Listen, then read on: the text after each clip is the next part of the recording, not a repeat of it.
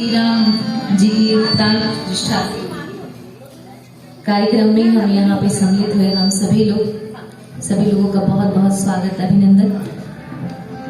कुछ सांस्कृतिक प्रोग्राम भी इस कार्यक्रम में सम्मिलित है जो हम प्रभु श्री राम जी को यहाँ से अर्पित कर रहे हैं। साथ ही छोटी छोटी नन्ही बालिकाएं भी अपनी प्रस्तुतियां देंगी। मैं सिर्फ एक भजन गाऊंगी और मैं चाहती हूँ कि मेरे भजन के साथ आप सब लोग गाएं। सभी लोगों को आता होगा।